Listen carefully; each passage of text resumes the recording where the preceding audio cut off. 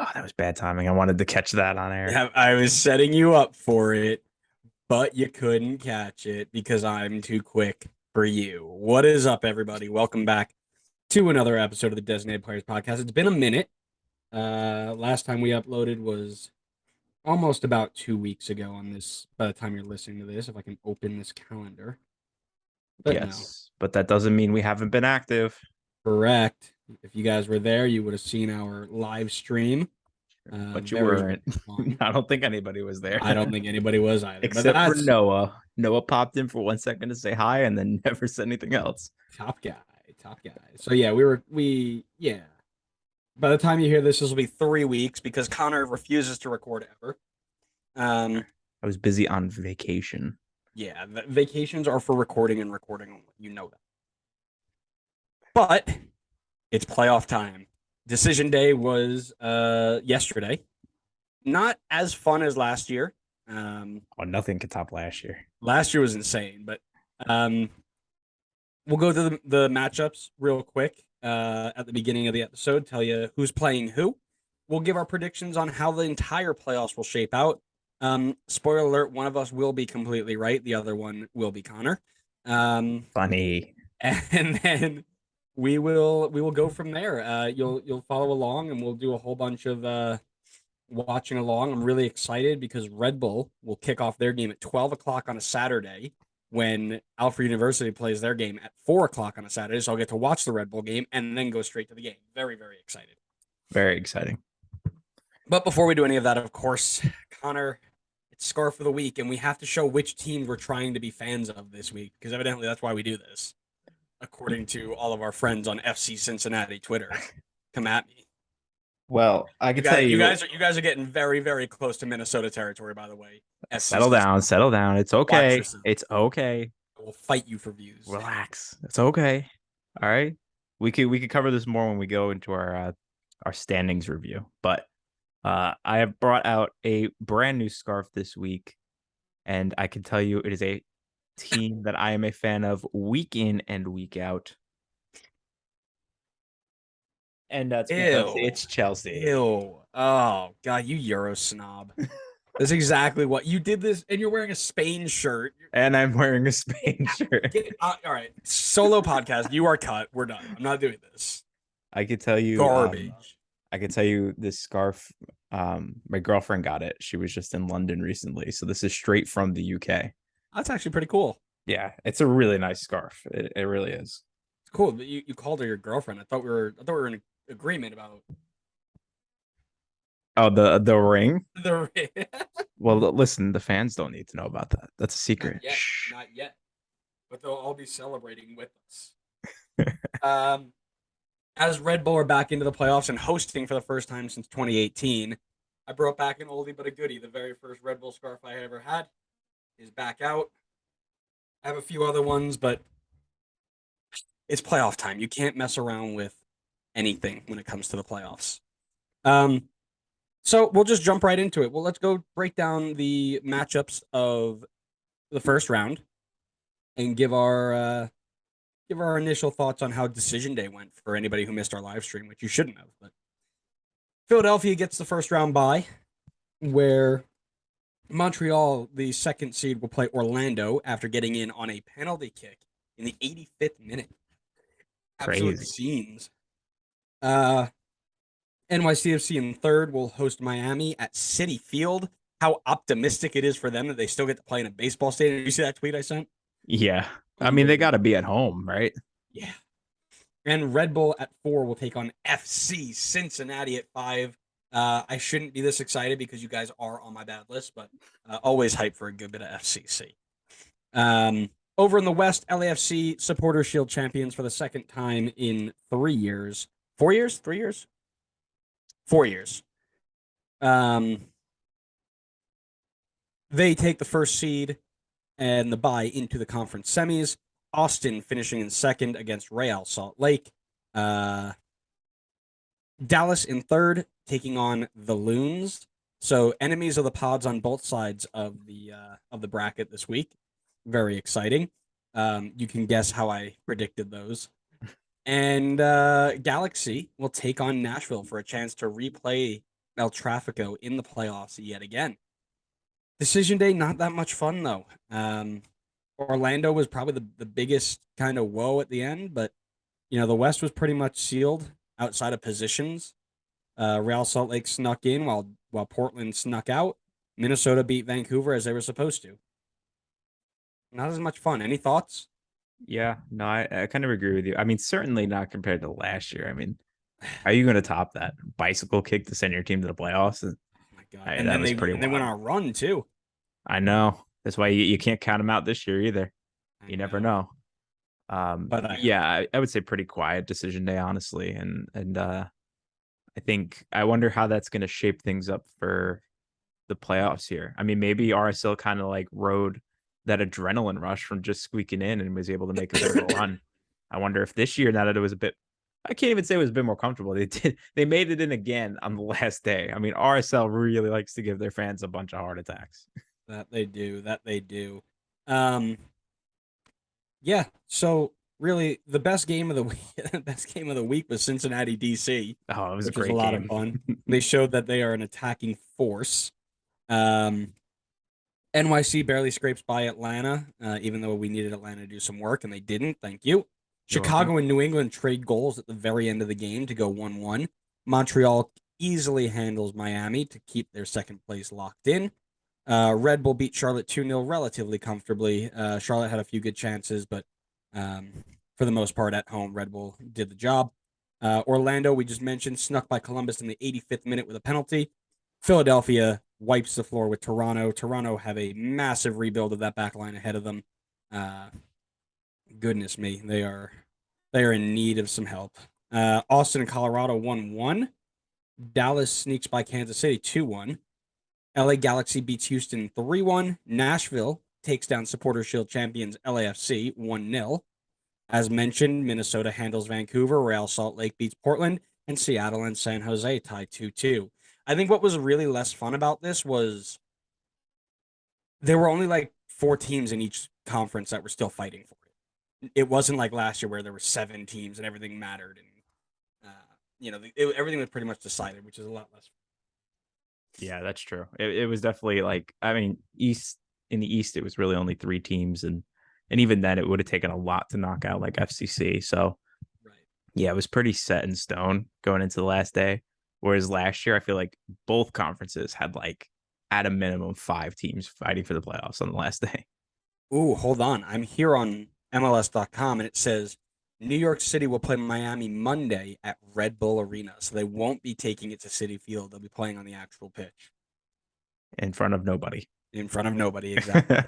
Um, so yeah, Saturday, two games. New York Red Bull take on FC Cincinnati at home. LA take on Nashville at home. 12 and 3 o'clock, respectively. Sunday, October 16th, Austin takes on Real Salt Lake at 3. Montreal beats Orlando or plays at Orlando at 8. Then on Monday, New York City, Miami at 7, and Dallas, Minnesota at 9:30. Because who doesn't want to stay up till 9:30 on a Monday to watch a playoff game between Dallas and Minnesota? um, Last playoffs before Apple TV comes in. Um, both games on Saturday on Unimas or Univision, which is great because everybody's got those channels. Sunday, ABC and ESPN. The last time they'll have an MLS game. FS1 taking both Monday games, and both games from that point on Thursday as well. Are you excited for the Apple TV to come in? Yeah, I am kind of excited for it because I feel like ESPN Plus has been a bit dodgy on the quality of their streams. I think it would be nice to get a bit of a change of pace, and I feel like Apple. I feel like I don't necessarily know what to expect from Apple. I don't know if they have any other leagues currently under contract. That might be a good like example of maybe the quality we would be getting, but I feel like the potential's there to give us like good quality because I think if it looks good, people will want to watch. So I'm encouraged by it. I can only see good things coming out of it. Might as well. Um, Worst case scenario, the quality doesn't get any worse. The one thing I'm excited for is they're gonna have a swing around show. So when they when MLS evidently puts 12 games on at once and none of them are your team, instead of having to pick one and guess, they're gonna do one of those match of the day things, which is gonna be very exciting. They had a couple of NFL games on the other day, and the quality is relatively good from what I heard. I didn't watch because I don't have Apple TV yet, but I think that they are going to care a lot more than ESPN, ABC, Univision did, um, which is massive, right? I Yeah. think the league can only go so far as the people who are pushing it out there. Um, ESPN with their and we had this conversation a little bit, but ESPN with their blackouts and the agreements that they had with the local TV stations made it difficult to watch for some of us. Um, this no blackouts, everything's going to be live, everything's going to be streamed, and it's going to reach all over the world, right? ESPN a lot of the times is just a very American, maybe Canadian sort of, and not even. It's just really, I think it's just American subscription. Now Apple TV is all around the world. People are going to watch it all the time. It's only going to help it, especially when you start seeing some really good players come over. Um, I'm excited to have it. I hope it doesn't cost too much. Obviously, I will get it no matter what because it's my league. But I hope that they don't put it behind such a big paywall that it keeps people away. Yeah. Um, I really don't want to see a scenario like NBC with the Prem. Peacock. Yeah, and Peacock, because I remember like when I first started following that league, it was fantastic, and I think NBC does an amazing job with the quality of their games. I think everything is really great, and the people that they have discussing the games as well are really great. But once it went behind the Peacock paywall, now all of a sudden I don't watch nearly as much as I used to. Oh I no, not at all. previously I was way more willing to just like jump into a game that's not Chelsea, like go watch um you know Brentford Wolves or something. Yeah, Villa But West Ham, right? yeah, something like that. But now, you get like one game that's not behind the paywall, and I'm not gonna go pay money to go watch, you know, Southampton play. I don't know. I'm trying to think of someone else. Everton. Everton, yeah, sure. Southampton against Everton. So, um, yeah, I'm hoping that's not the same scenario here with Apple TV. So, I guess we'll have to just kind of wait and see on that one, though. Yeah, I read a little bit about that the majority of the games are going to be open to anybody who just logs on to Apple TV, but they might put a few of them behind like an ESPN plus $5 paywall or whatever. I don't know if that's been confirmed or not, but that was a rumor I heard. Overall, I don't think it can get worse. Yeah, yeah, Here's the thing, right? When ESPN is playing it on like ESPN or ESPN2, and we're put behind because an NCAA D1 basketball game, men's, women's, doesn't matter, goes into overtime for two teams that have no business being on TV at all, and we're now pushing our games back because those games have to be shown. You know that doesn't happen with Apple TV because they're all streamed. They're going to be right there at your fingertips, and people are going to care about it. I think people are going to get. It's going to open access. It's going to open um, the ability to put this league out to the world, which is why the Premier League got picked up so quickly, is because they were the first real league, at least I can remember, that got their themselves low, and then everybody else followed. But they marketed themselves well and they grew their league, and that's about what I'm hoping that's what's about to happen here. yep, agreed. All right, well, enough shitter chatter about the future, and let's talk about the future. We're Nice. going to start in the Eastern Conference, where obviously the winner of the entire tournament is going to be. Yep, agreed. Um, Obviously Philadelphia get the bye. Talk to me about the 2 versus 7 matchups: CF Montreal versus Orlando. I'm just going to preface this early on before I make any picks in here that I have absolutely zero reasoning behind my picks, because why should I? There's literally MLS playoffs make zero sense, especially when it's just a one game playoff. Um, but I'm going to stick with my allegiance here and say Montreal is going to knock out Orlando. I think this Montreal team is too strong an attack for Orlando to contain. And I think they will find a way to get enough goals to squeak by Orlando, even if Montreal's defense isn't at their best. See, whenever I think about Orlando in the playoffs, I think crazy shootout versus NYC.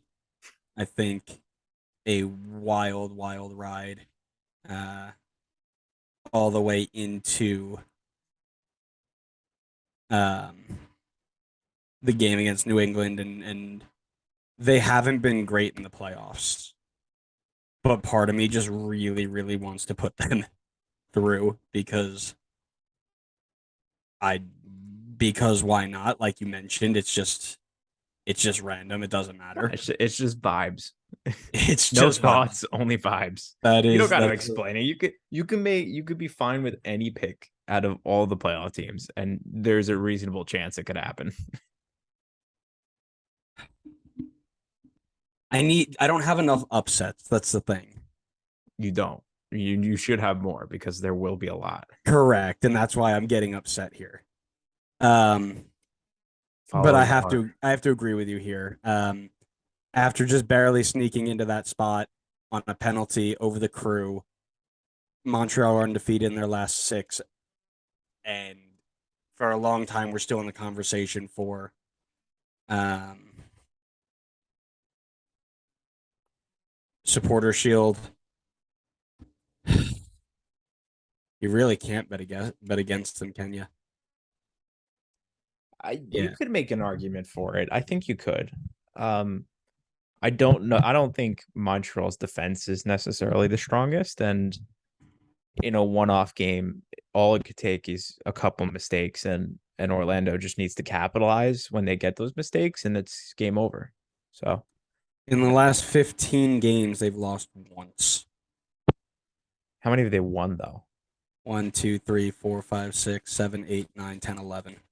They've won 11 out of their last 15. Yeah. I can't as No much as I way. can as much as it Orlando? no, no, no, Montreal. Oh, okay, okay, okay. No, no, no. As much as I want to bet against Montreal, I can't here. I can't here. I'll put Montreal through. Um, they're just on too hot of a run right now. We talked about it getting hot at the right time, right? They started slow and they picked themselves up and they've gone on an absolute tear. So, yeah, I can't put them at home. I can't put them away. Yeah, yeah. I mean, anything can happen, but I think that's a fair shot. Yeah.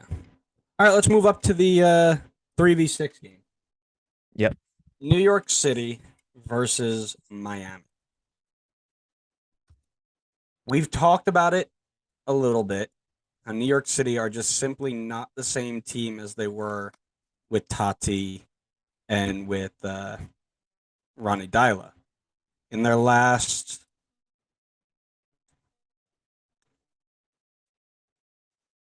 13 games, 7 losses and 2 draws. The only wins that they have were against Chicago, Red Bull, Orlando, and Atlanta. But they are on a 3-game win streak right now. Because they are so comfortable playing at Red Bull Arena now, I don't know if we can call this really an away day for them. But yeah, right about that time they were. When did Tati get sold? It was mid-year. I don't remember exactly when, but Give me 1 second here. it's It just was as Spain was July starting their 25th. yeah. Okay, so July 25th shows to me. Since July 25th, they've won 4 games.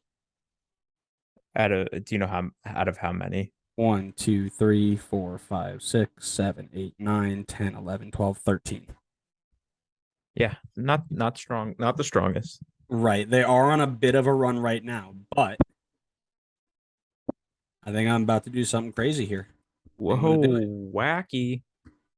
He You doesn't want look at it. Gonzalo Higuain to retire just yet.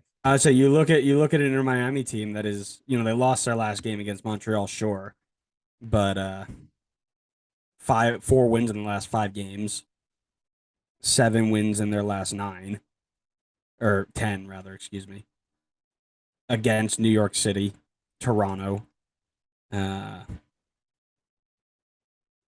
the Crew, DC United, Toronto. So they've beaten Orlando.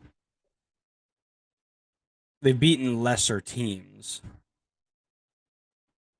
I think what's going to happen, I'm going to go out on a limb here. I think Miami takes New York City to penalties and beats them. Wow. Yep. 2 penalties. Yep. All right. Well, listen, anything can happen. It could be wacky out here, so can't say that you're necessarily wrong, but I'm gonna disagree with you on this one. I got NYC going through. I think I completely agree with you. This is not the same team that we saw last year in the playoffs. No Tati, no Ronnie. It's just they're not as strong as they were. But I still think majority of the guys on this team know how to get it done in the playoffs now. They just came off winning a championship in a year where it was the one game playoff. So they know how to handle the pressure. I think that experience versus an inexperienced Inter Miami playoff team is what's going to make the difference and see them go through Miami. So I've got them advancing. I think Miami are kind of just riding this high of getting on that hot streak, right? Right before you got in, right? They won 4 of their last 5. And again, it wasn't against the strongest of opponents, but they walked into Orlando and absolutely thumped them. Again, those are all teams that were right around them. And New York City's just a bit above that, but they aren't the same team that they were. If you look at their form, right? New York City's form over the last. Oh, hold on. Sorry, I've been around cats too much. Their form over their last 6 games. Yeah, they won their last 3, but they weren't blowouts. Miami is putting the ball in the back of the net. They went on a run in 11 games where they had 1 win. And yeah, they're on a bit of a high right now, but yeah, I am going to say that Inter Miami pulled this one out. I think they've got the players to do it. They've got the experience of Gonzalo Higuain playing in big games and learning what to do. Don't mention that thing with Messi because that definitely goes against my argument. You talk about how New York City have all this experience, right? You've got 3 center backs, and one of them is hasn't played in a while in Maxime Chanot. Your left back, Malte Odmanson, is good. Tavon Gray or Anton Tinnerholm, one of the two. I think Tavon Gray came off really early in their game yesterday, so he might have an injury. Keaton Parks is back. Alfredo Morales is okay. Acevedo's okay. Santi Rodriguez is good. Max Morales is fantastic. Tyus Magno, as they get forward, they get dangerous. But that back line, Sean John's going to have to keep a minute. I think Gonzalo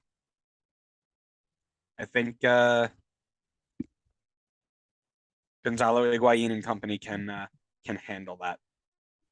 Fair enough. To each their own. All righty. I'll let you take this one and start it off. Red Bull versus Cincinnati. Oh yeah. Probably the biggest game for this podcast here. I would say arguably a pretty let me check before I make this statement, but in my mind, we're looking at a pretty hot FCC team coming in here. If I can pull up the 2022 standings, I don't know why I have the 2021 up. Beat DC, lost to Chicago, draw against Seattle, beat Guadalajara, beat RSL, beat San Jose. So yeah, I would say pretty good form coming in. They got 4 wins out of their last 7 games, or six games. 1, 2, 3, 4. Yeah, 4 wins out of the last 6 games, and a draw in Seattle, which is pretty good, even if Seattle wasn't super strong this year. I would say, they're gonna put Red Bull to the test here, and you and I have talked about it many times throughout the season.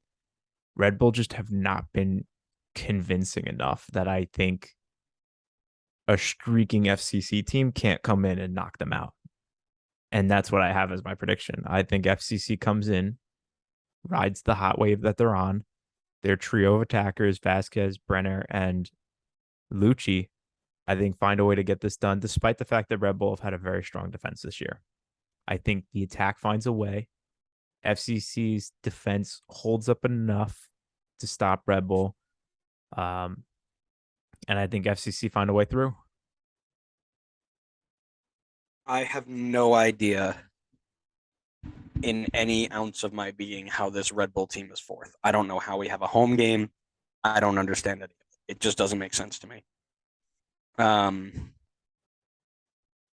This isn't a good team. It's just not.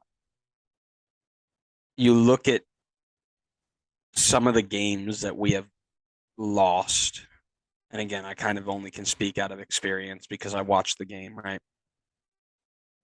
We drew FC Cincinnati when they had 2 red cards and we were up 2 men for like 30 minutes. We lost to Orlando City 5-1 in the Open Cup. We lost to Colorado 5-4 when we were up 3-1. We lost to Philadelphia 2-0. We lost to New York City 2-0. We lost to Columbus 2-1. And both of those goals coming from Derek Etienne in the last 2 minutes of the game. We aren't clutch. We don't have any successful. We haven't seen any game out in a long time. The best match of the season, probably the 4-3 win over Austin. Maybe. Man, it's tough to see this team doing anything. Not to mention we have got to be one of the absolute worst home records in the league. We can't play it, which is why I was kind of upset that we got a home game, because we are 6-6-5 at home. The only other team that's even comparable that's in the playoffs right now is actually FC Cincinnati 6-5-6, and Nashville 6-5-6 at home. I don't know. This team gives me zero hope, especially against a front three with that much pizzazz. FC dropped 6 on San Jose. They dropped 5 on DC. If they get at you once, they can get at you a ton. The only saving grace is their back line isn't great. The issue with that is we don't have strikers. Elias Manuel scored his first goal of the season yesterday. Fantastic. Patrick Klimala hasn't hit the back of the net on a non-penalty goal since like 2018. It's just it's doom and gloom with a lot of people. I don't think it's all doom and gloom, but I also have Red Bull having another first round exit this week, which hurts, which really hurts. It's kind of funny. I almost see Red Bull as the underdog in this game more than Yeah, FCC. yeah, 100%. I couldn't agree more. We're not good at home. We don't have good strikers. When we go up against really good attacks, we're lackluster at best. We're gonna need Cornell to pull something out of his butt to be fantastic, and even that's still gonna hurt us. I can see us genuinely losing this game 3-1, maybe 3-0. I mean, it could get ugly.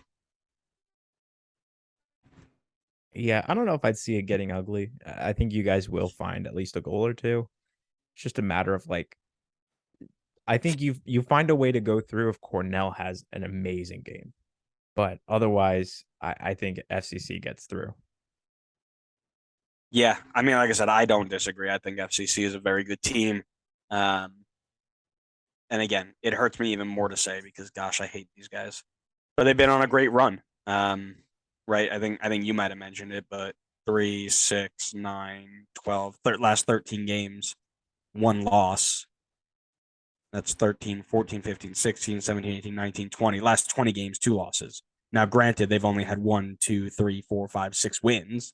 All the rest are draws. But a team that doesn't lose is a good playoff team. You get it to penalties, you give yourself a chance. Yeah. I like Cincy there. Yeah. Agreed. Jump over to the West, shall we? Yep. LAFC get their bye into the semis. Let's talk Austin versus Real Salt Lake. You want to kick it off? Sure, why not? We talked about RSL riding the wave, getting in on the last day, feeling hyped. I have Austin win this. I'll keep it simple. Let's look at this again. There it is. That's the number I'm looking for. 65 goals for. The team scores goals. Now, Real Salt Lake has a relatively decent back line. However, 3, 8, and 6 on the road. They're not a great road team. Austin is an okay at home team, but going into Austin's a tough thing to do, especially in playoff atmosphere. The first time they've made the playoffs, right? So that place is going to be bumping and rocking. Now, will the inexperience of this team hurt them? I'm sure that's what you're going to say when you put RSL through, because I know you're going to. However, I think that Josh Wolf can get it done with his trio of MVP caliber attackers. Austin through. Period. Tell me why you're putting RSL through. It's like you can read my mind. Hate you. I do, in fact, have RSL going through because MLS playoffs don't make sense. And if there's one team that likes to make things not make sense in the playoffs, that would be RSL. Who are you, Adam? I swear this is just Adam's speech. Listen. Okay, MLS listen. doesn't make sense. FCC's a dumpster fire. Minnesota to the moon. Austin have not been in good form lately. They have hit a bit of a lull in terms of their form. In their last 9 games, they only have 2 wins, and they have 2 draws, meaning that they're 2, 2, and 5 in their last 9 games. That is not a good run of form. A number of those games have been at home too, and I don't think this has been definitely a good mix of like good teams in there, but there are definitely some, not great teams.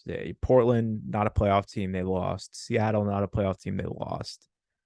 Draw at home against Colorado, lost to Vancouver, another non-playoff team. The one thing I would say in their favor is one of their 2 wins during this period was against RSL. 3-0 at home. Correct. Shellacked them. I just think RSL like to make things happen in the playoffs. They like to sneak in. It's Austin's first playoff game. Even though the place might be bumping, I think, the nerves might be there for some players. RSL were there last year. I don't think this is a superly like overhauled team that it's going to be like all new guys that weren't there last year. I think they find a way to get it done. We talk about upsets happening in the playoffs. I think this is going to be the upset of the playoffs. So I got RSL going through. I just want to remind you, say this team hasn't been massively upended. 4 of their top 7 players from last year are no longer here. The top 2 were their 2 leading goal scorers that contributed to 27 of their goals. Well, you said 4, right? Damir Krylik's hurt. Albert Rusnak is gone. Mm-hmm. Justin Miram is gone. David Ochoa is gone. Actually, is Justin Miram gone? No, Justin Miram might still be here. I think Miram's still there. He is, sorry. So 3 of their top 7 gone. Now, they've replaced David Ochoa brilliantly, right? Zach McMath has been fantastic. Pablo Ruiz has been very, very good. The goals are now coming from Jefferson Savarino and Cordova. Everybody else 1, 2, or 3. You shut those guys down, which they can do. it's over. I don't believe that those two players could step up here. Now, again, I could be wrong. I'm not usually wrong, but I could be. I know that they're in terms of like a lot of their attackers, they are gone from last year, but they do have a lot of experience still in this team. Justin Glad, Marcelo Silva, Justin Merrim, Nick Beasler, Scott Caldwell. These are guys that are very experienced in the league. I think they can provide good, strong leadership in this team for these guys. Um, a lot of those guys were there last year. They don't need to look pretty. They don't need to dominate. They don't need to do it for a long period of time. They just need to win in 90 minutes. Yep. I think they have a difference maker in Pablo Ruiz, who could be that guy to change the game for RSL and give them that advantage. I think Savarino also is a good difference maker for them. I don't think this is a strong team on paper. I didn't think they were going to do well this year. They proved me wrong. They made the playoffs. They did the same thing last year, and then they went on a run last year. I don't see why they can't do it again against an Austin team that's inexperienced and not playing well at the moment. To each their own. Yep. Now, you give a good point. I wouldn't be shocked to see it happen, but I want to see Austin do well. So, yeah, I don't blame you. It would be exciting to see them go on a good run in their first year in the playoffs. it would be, wouldn't it? Yeah. Let's move on. Dallas and Minnesota. Would you Yeah. like to start us off? Yeah, Enemies of the pod versus it's friends of the pod. it's really great to see an expansion team in the playoffs in their first year. Correct, and that high up too. I know. What a fantastic year it's been for FC Dallas. Big ups to loss. Yeah, they've done some great things this year. And I'm gonna ride the wave and say that they're gonna keep doing great things because I think they're knocking out Minnesota and going to the next round. I like I like the veteran-ish nature of their attack. It's kind of weird to, I guess, consider Jesus Ferreira kind of like a veteran, but I almost do kind of consider him in that way. I feel like he's been strong in this league for a while now. And he can link up with Paul Arriola. And I know that Velasco is obviously new, but I think he could be a really good spark for them, a difference maker. And I just think Dallas is, I think they've had a very consistent, I would say consistently good season. And I think, I also, as much as this might be like a meme too, also, I don't know. Yeah, as much as this might be a meme too, Sebastian Lletget could be a good piece for them in the playoffs as well. That's not a meme. That's a good shout. Yeah, I mean this team has a lot of, I think, really good like veteran guys in here, like Hedges as well. Uh, I like their team on paper. I don't think they're the strongest team in the playoffs, but I think that they have enough to get by Minnesota, who I feel like was a bit more rocky this year in turn when compared with Dallas. Like to like tack on a little bit to what you had said before, Dallas is a much better team at finding ways to not lose games, whereas Minnesota had 14 losses this year, which is a lot. It was the most out of all playoff teams. So I give the nod to Dallas. I agree with you. I'm also putting Dallas through. One of the main reasons is we talk about form going into playoffs being a massive, massive decider of how well you do. Minnesota, when they needed just a few wins to clinch, went 1-1-5 in their last 7 games. They needed to win they got themselves to win on the last day to get in. And if they lost that game, they would have been out. Dallas, on the other hand, have a fantastic attack with going to Qatar, Jesus Ferreira, going to Qatar, Paul Arriola, going to Qatar, Sebastian Lletget. Oh, did I say that out loud? Yikes. Alan Velasco has been a great addition. Matt Hedges, obviously strong in the back with Martinez. Martin Paes, fantastic. The trade Ryan Hollingshead for Marco Farfan has worked out brilliantly. Paxton Pomykal working great with Sebastian Lletget, doing backwards passes. And and then we get to that point where most of these people aren't actually real. So they've got a really good like 8-man. I couldn't say it with straight face. Listen, they're one of the things that I really like about them is that they have conceded the least amount of goals in the West. Um, that's something that you can't sneeze at in a Western Conference. It's relatively strong in terms of attacking talent. Um, really, really love that about them. I'm big on the defensive end of the ball. 10-3-4 at home. They're the second best home team in the league, or rather in the conference, I should say. Um, yeah, there's just a lot of things that line up for these guys in their favor. And obviously, they're not enemies of the pod, so they're easy to go through.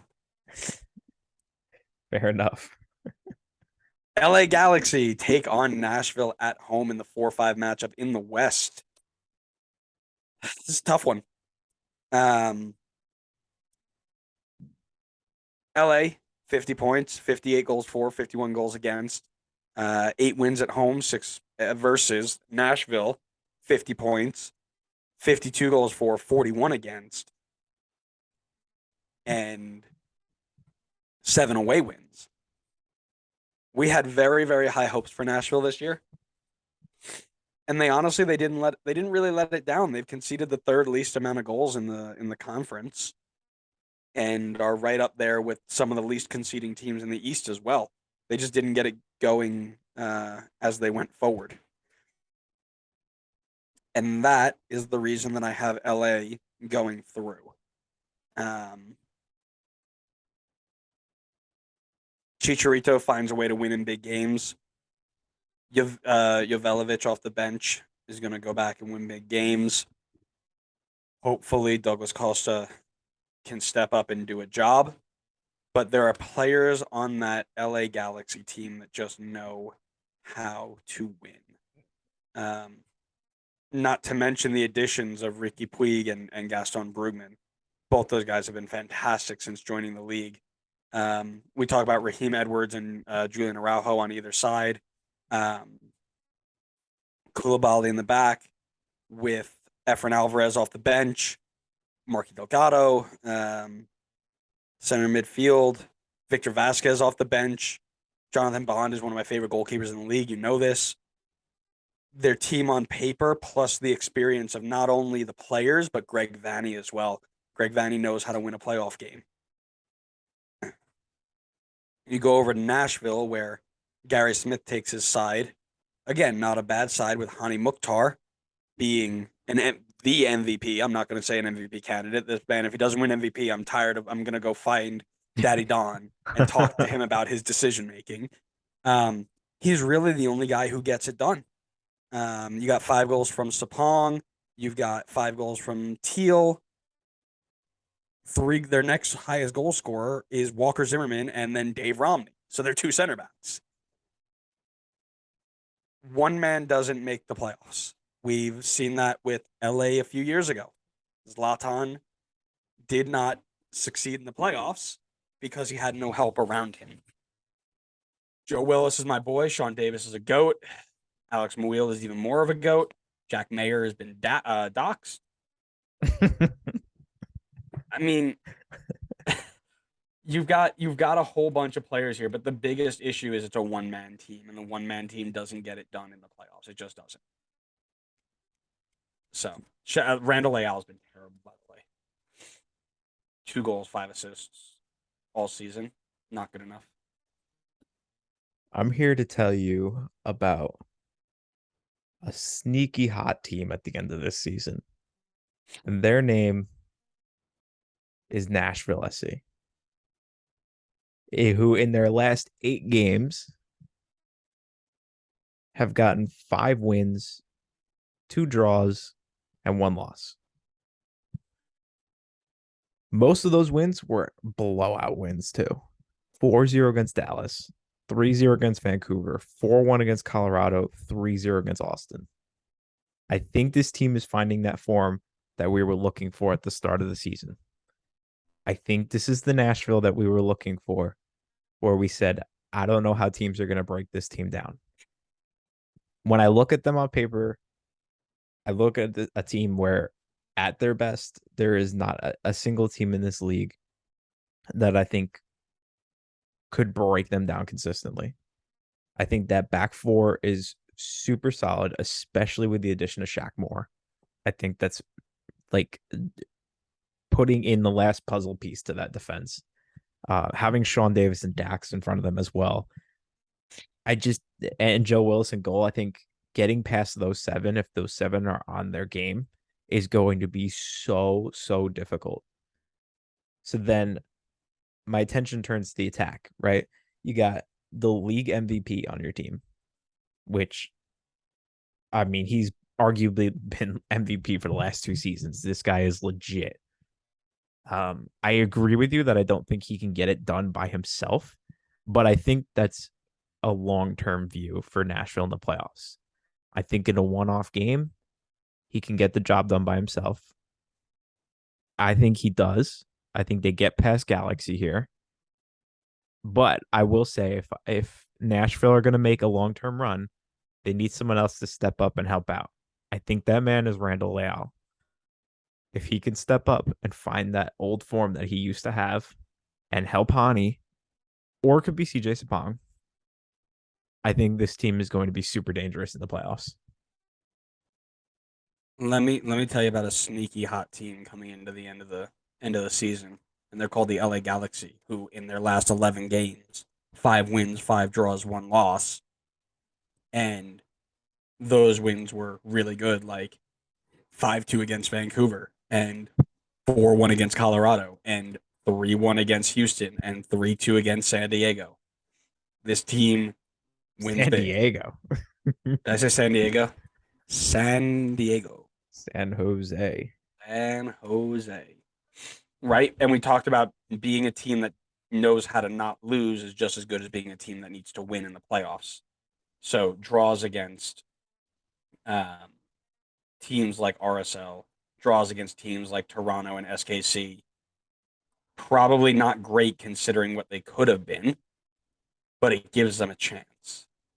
And if you're telling me that I need to pick between Chicharito or Hani Mokhtar to win me a game, You're picking Chicharito? I'm picking Chicharito based off of experience and absolute ball ability. Absolute ball. You're gonna tell me absolute ball ability isn't the guy that's been the league MVP for the last 2 years? Are you Chicharito, crazy? Chicharito is a better striker than Hani Mokhtar He's a with play. Whoa, yes. whoa, whoa, Hani's not a whoa, whoa, whoa, striker. whoa, whoa, whoa. Chicharito a better striker with players around him and goal scorer than Hani Mokhtar trying to do everything on his own. Exactly. So Chicharito needs everybody else around him to be at their game, and if they're not, because Nashville's shutting them down, Chicharito's useless. Who on Nashville is going to shut anybody across the line down? Please enlighten Sean me. Davis and Dax. Stop it. You're gonna because they could shut down the middle, and then you're gonna like they can mark Ricky Puig out of the game, and then they're gonna have to rely on the wings, which Galaxy's wingers have been awful. I will take Hani Mukhtar to win me a game over Chicharito because You're right. Chicharito needs the help of other people around him, and Hani can do it on his own, which he's done pretty much all season. I also want to add that pretty much almost every win that you would listed off for the Galaxy was against like a non-playoff team that was just bad all season. Good teams beat bad teams. Yeah, and good teams beat good teams also. And guess what? Sometimes Nashville's a good team. Galaxy have to beat a good team. they tied last time they played. They did. It This game's took gonna a, go to a this game's it gonna go to penalties, and guess what? it took a night I'm picking LA. it took a 99th minute Ricky Puig penalty for them to get a tie. Yeah, I'm taking this. I'm taking this LA team. Yeah, and it was a Hani Mukhtar penalty that gave him the lead. Don't talk to me about penalties. Yeah, in the 29th minute, and they would have saw it out if they had they not gone 9 minutes of extra time. Well, Walker Zimmerman shouldn't have gotten a red. He shouldn't have. You're right. All I'm I saying is, listen. We differentiate on this one. We're just gonna have to see what happens. we're not gonna see what happens. You're wrong. I'm not wrong. Whatever. We'll Anyways, see. We'll see. shall we move into the conference semifinals? I We've think we got. should. Let's start with Philly versus FC Cincinnati. Yes. Um, Philly coming off what will be a relatively short, much shorter than last time, break, where last game that they will have played will have been the 9th, which was yesterday, and the game that they will play will be the 20th. So it's 11 games instead of a month like New England had to wait. Um, so I don't factor that too much in. That's just like an extended break. Um, so here's the thing. Philly have conceded 26 goals. They broke a record this year for least amount of goals conceded, while also scoring 72. That's silly. Daniel Gazdag is having a very, very quiet, but definitely should be in the conversation run at MVP. Absolute baller of a man. They, how many losses did they have this year? It can't be many. It's One, like two, three, five. four, five, six, and one of them was in the Open Cup, so five. Yeah. And I mean, the wins that they had were just silly. 7-0 against DC, 6-0 against Houston, 4-1 against Chicago, 6-0 against DC again, 6-0 against Colorado, 5-1 Orlando, 4-0 Philly. I mean, these guys, they are moving something special. I love Cincy. Don't get me wrong. It's not even going to be a contest.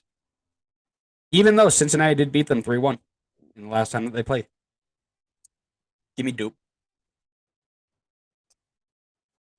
Yeah.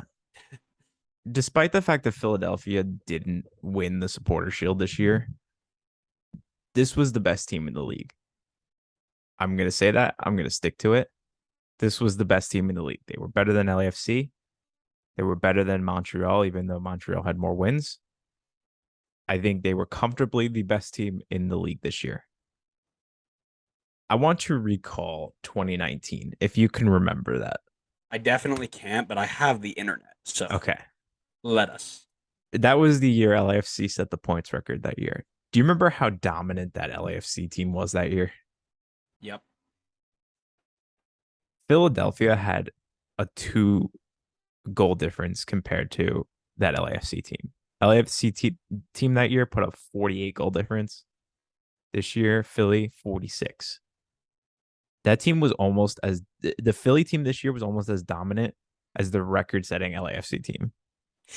And they didn't win the Supporter Shield, so I kind of feel like it went a little under the radar, especially while LAFC were out signing Gareth Bale and Giorgio Chiellini and all this stuff. This Philadelphia team is going to be the team to beat in the playoffs, in my opinion. I think they should have won it last year had it not been for COVID. I think this is their revenge tour this year. And it starts with a win against FC Cincinnati. Yeah, I don't have a lot to say about that one. That's pretty straightforward for me. Um, why don't we move down into Montreal, Miami then? Well, Montreal NYC for me. It should be Montreal, Miami, but go on. You're gonna do something silly here. I don't like this. I mean, I don't think you can really go silly with this one. I think going with NYC or Montreal is a pretty fair pick. I'm going NYC here. Yeah, Same so you're reason. gonna do something silly. Same reason I did it for round one for them. I think they have more playoff experience than Montreal does. I think they know how to win the one-off games, despite the fact that they don't have Tati or Ronnie anymore. I think they get it done. They have enough in the attack for them to score goals. The defense is solid enough. Sean Johnson had an amazing year this year. Looking to secure his Qatar ticket if it hasn't been secured already. And I think the best way for him to do that is keep playing more games. The only way to keep playing more games is to keep winning the playoffs. I think Good NYC gets it. observation. Yep. I think NYC get it done. I think they move on to face Philly in the conference finals. Um, so I've got Miami, Montreal, and this is a much easier pick for me. This is Montreal going through. Boo. So boring. 1-2. I Boo. know it's boring. I know. I told you this at the beginning, but don't worry, it gets better. Um, You said your East was wacky. That was not wacky. You got 1-2 in the conference finals. no, my Eastern first round was wackier. Well, Was because it? originally I had Orlando moving through and Miami, and I couldn't. Um, so this is easier, especially if you remember some of the goals that Miami conceded yesterday up against a Montreal attack that's doing what it's doing. Um, yeah, this is pretty easy. Kyoto with 15, Mihailovic with 9, Kamara with 9. Um, Kamara with 9 and 7, actually. He's a leading assist maker on the team. Um, Ismail Kone is going to do very well. Alistair Johnson's still doing what he does. Victor Wanyama in his last season ever, going to have to step it up. Um, yeah, like I said, I like Miami. I think it's really cool that they made it where they made it. But Gonzalo Higuain was 16. Leo Campagna might do something special. However, their back line of Damian Lowe, Drake Callender, Chris McVeigh, Ryan Saylor, Mabika, Kieran Gibbs is still in there. I mean, the farther you go back, the scarier it gets. I just don't think they have the back line to deal with Miami. Excuse me, to deal with Montreal. So I've got Montreal going to the conference finals. 1-2, baby. I find it funny that somehow Miami doesn't have the back line to stop Montreal, which I agree with you. Montreal has a very good attack, but somehow they're strong enough to stop NYC. They're stopping Pereira, Tyus Magno, Maxi Morales. No, I'm not saying that. I'm saying that they are going to score enough goals to keep up with them and beat them in penalties. Listen, there is no bias in my picks. This is all straight facts. Okay. Yeah, you're right. I forgot. I gotta remind myself. Um, let's go over to the West. I got El Trafico. You have El Nothing O because you're boring. For El Trafico, LA also LAFC rather, I should clarify. 11 days off. LA Galaxy will have been fresh, assuming there are no injuries, of course. Um, what I really want to look up here is when the last time. A supporter shield and a supporter No, shield won the championship. no. I want to know when the last time these two played. Chiellini, 11. Last time he played was up there. It is. So he played all 90 minutes of the last game, but before that he didn't play for a month. He took an entire month off. Gareth Bale didn't play last week, played the week before, and also didn't play until from 9/19 on. And he's only got 31 minutes in since the 14th of September. I'm telling you, I like the fact that Dennis Bouanga, Carlos Vela, Christian Aranjo, they're all going forward. MVP candidate Jose Cifuentes, of course. Ryan Hollingshead. This is going to sound wild. I think that they try and play all their stars. Oh my God, I forgot Christian Teo was on this team too. Christian Teo made 94 minutes worth of appearances so far. He played 50 minutes last week as a sub. Played 5 minutes a week before. I think they're going to try and play all their subs. It is going to fall flat on their face, and LA Galaxy are going to walk through in this game. LAFC out. I mean, I'm just gonna say if you're gonna have Galaxy LAFC in that round, I feel like you have to go Galaxy because just Galaxy 9 times out of 10 almost find a way to get a result against LAFC. LAFC have won 4 out of their 16 meetings. That's a 25% win rate in these matchups, Yep. whereas Galaxy has won 7 out of 16, which is almost 50%. Galaxy just knows how to get it done against LAFC. I don't know what it is about this LAFC team. They're always fantastic over a long stretch of time, but you put them in a pressure situation, and they just fold. I mean, I don't think they've ever been good in the playoffs. Um, when they play LA Galaxy, who's their biggest rival, they seem to, fall flat a lot of the time. But that doesn't matter because I'm not talking about that game. I will say though, I am on the same track here. I think LAFC. I don't know why, because on paper this is like the best team in MLS history. Maybe it's Steve Cherundolo. I don't know, but I see Nashville getting by LAFC. Also, I see LAFC losing again in the playoffs. It's like a curse for them. It's win the supporter shield, come into the playoffs, lose first round, well, their first round. Um, Um, yeah, I don't know what it is. Maybe there's no cohesion, there's no chemistry with LAFC. I think Nashville finds a way to get by them. Same way you see with LA Galaxy. I'm just trying to check here really quick when Bale made his move. It was Um, like mid-year. I would assume it's kind of July when Posse 7th did. was the official move. I don't know when his first game was played. I feel like he's barely played at all. Period. But yeah, he has barely played at all. That is correct. Um, he has played. I mean, he's played 12 times it seems Yeah, but for how many of LA. those were off the bench for like He 20 hasn't minutes? gone a full 90 yet.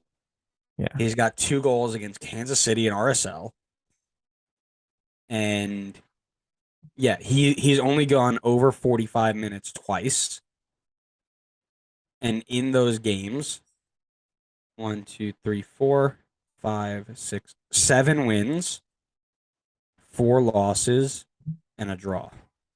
So they're not blowing the league up once he came over. Not like we thought they would, for Right. sure. 'Cause we definitely were backing them. Yeah. They've been worse since he's come over. It's just the way it is. Uh, so yeah, I think I'm glad that we're both on the same page that they're out. But it's Galaxy, not Nashville. But I like it. No, got to back Nashville. Joe knows.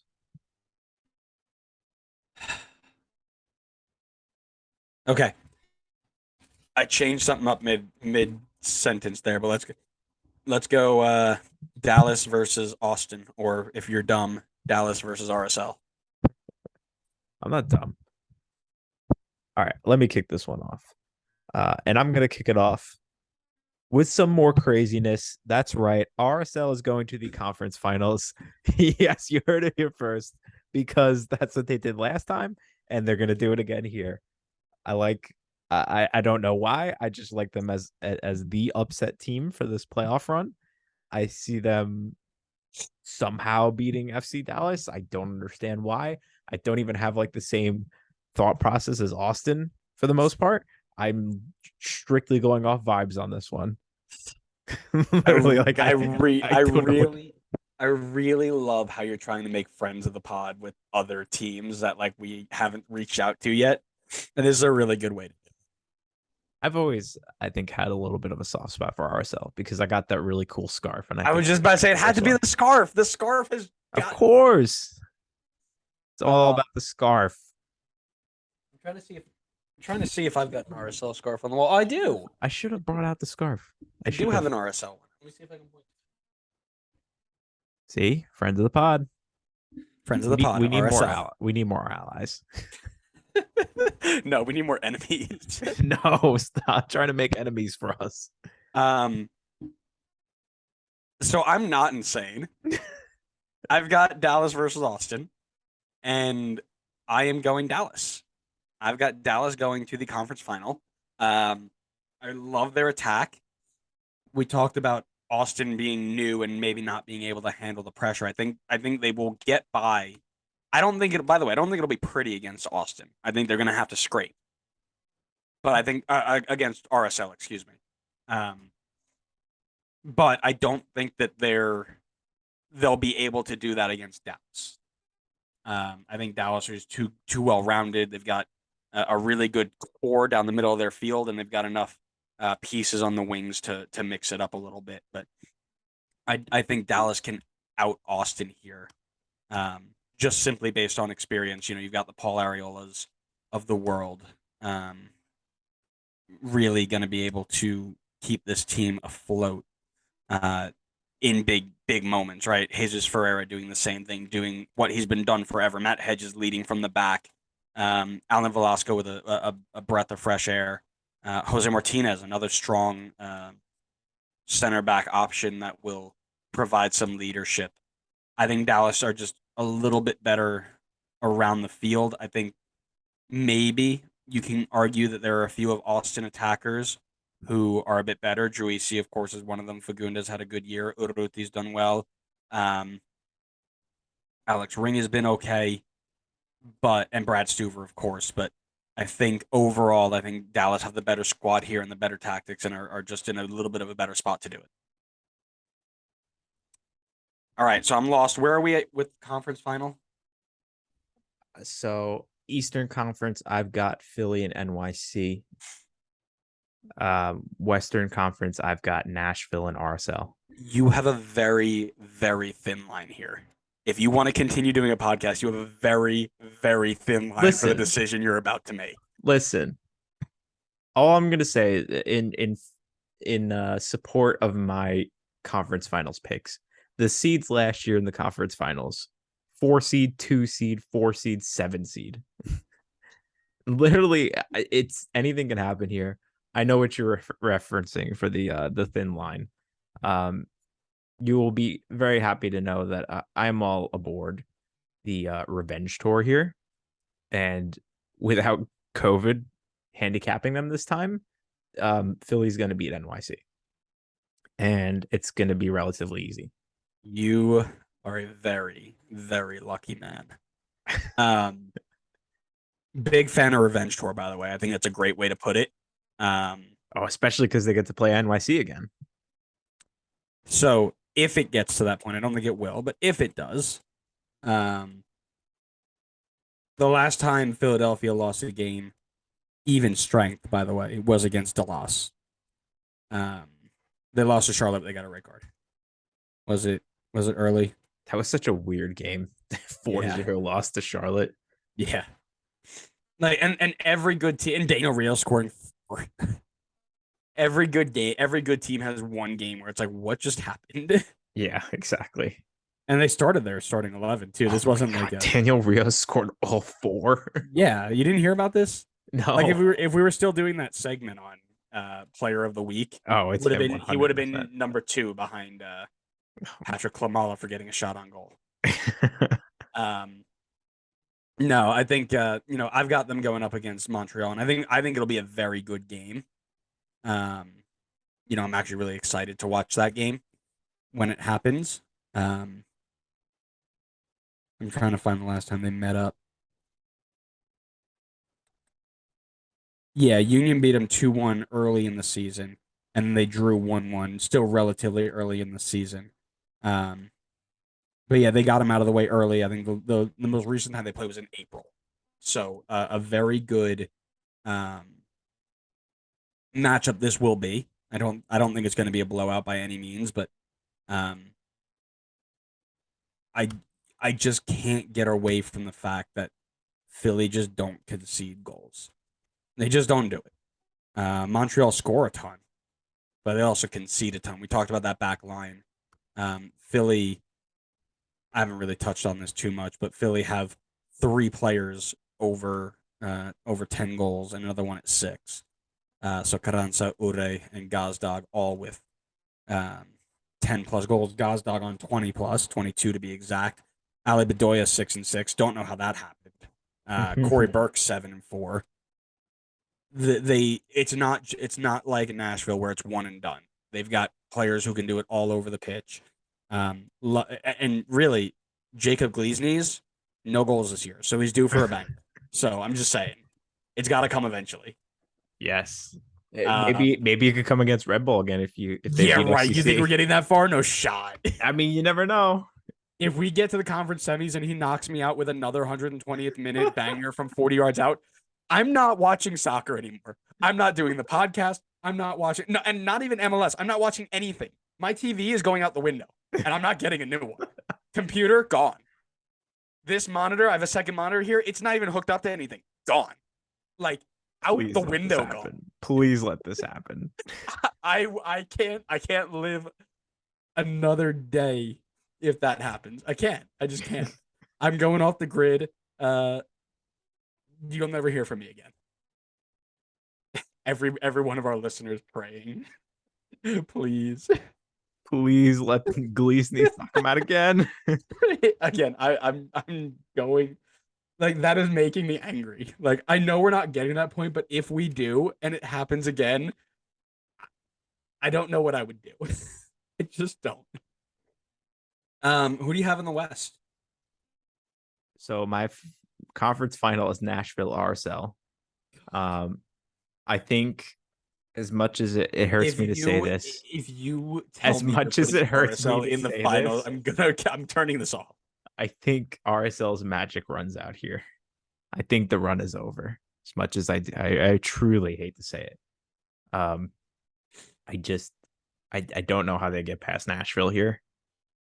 I think they make another great run to the conference finals, but I think it fizzles out here, just like it did last year. So yeah, I got Nashville, Philly as my final.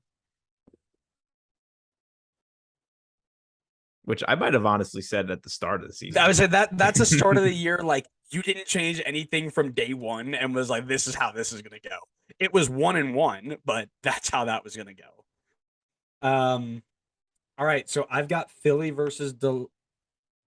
Oh, I didn't talk about my conference final. I might have just given it away there. I think you did. I got Galaxy versus Dallas, and I've got Dallas in the final.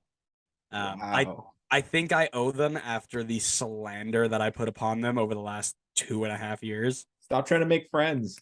I am mad friends with the pod in FC Dallas. So really for me, it's just a matter of the fact that I need this to happen. So Greg has no questions of bringing as many MLS players as he can because the Eurosnob tears fuel me.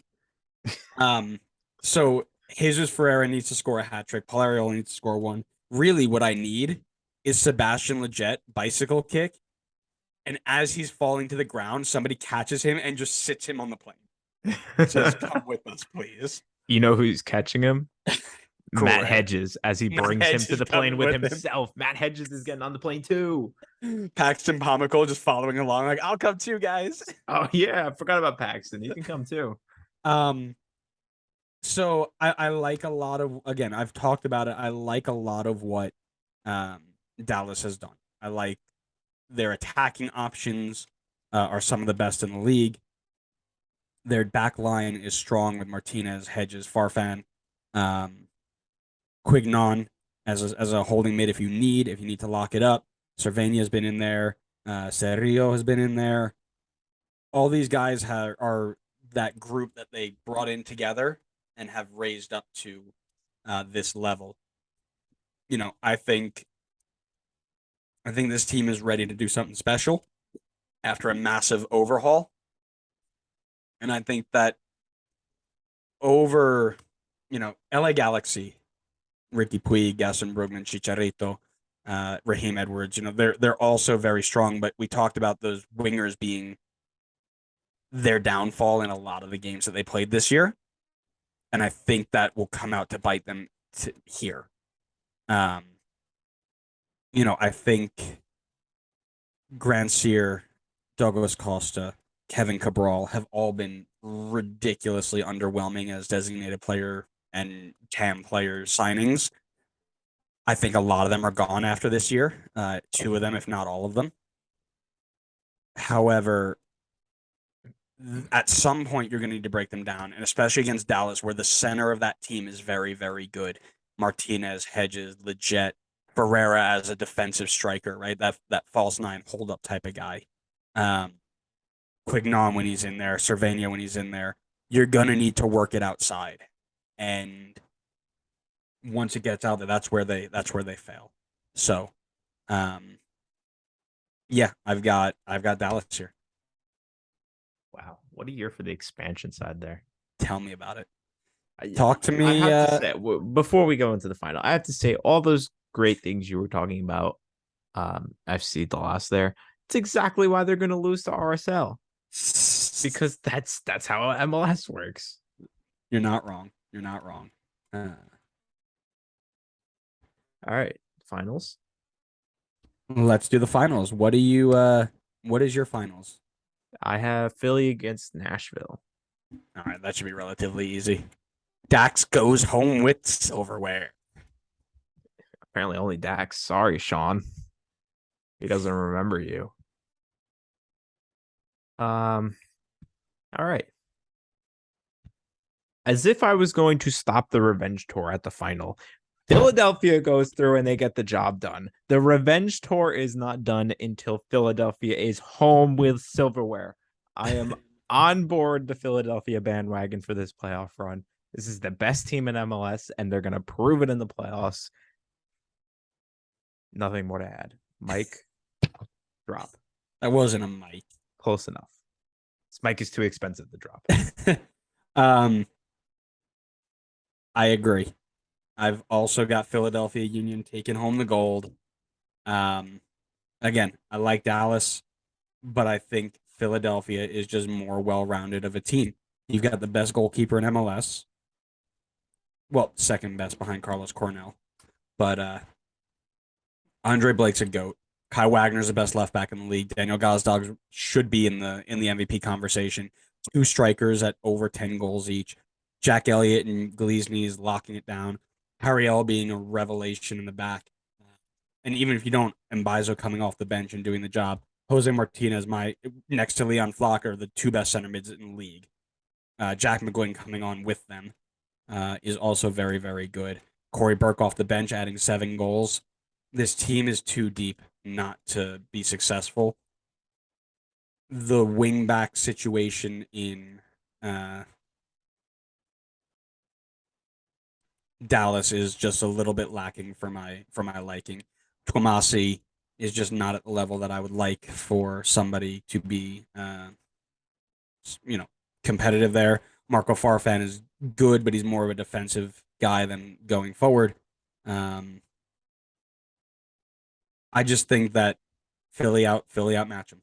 That's pretty easy. What's your final score? I got 3-1 Philly. I got 2-1. I think it's close. I think it's going to be 2-1, but Nashville's going to have to send it at the end. And I think Philly gets a pretty free goal at the end. That is probably what's going to happen. All right, that's it. We are going to make a bracket challenge league. So if you want to go compete head to head with the correct picks and Connor's picks, join our league. We'll tweet it out. We'll put it on Facebook, Instagram, whatever. We'll make sure everybody can get in. Come compete with us. Let's see who's got the best predictions after me, of course. Make sure you're following us everywhere you get your podcasts. You know, when we go live, make sure that you are following us on social media. So, you know, when we post clips, if any of our predictions actually turn into conference semi matchups, we'll post those clips as well. If not, they will just be hidden forever in the episode. You'll have to go watch and find them. But yeah, thanks so much for listening, everybody. We hope you enjoyed season 3, episode 43. Goodness me. We are climbing. That has to be the most in any season, by the way. I think next season, by the way, I want to change it to just episode number 1, 2, 3, 4. But I'm going to go all the way up from 1 all the way up, and we'll be on like episode 120 when we start going. Sorry, that's a side note. Thanks, everybody, for listening. We hope you enjoyed, and we'll see you next time on the next episode of the Designated Players Podcast. See ya.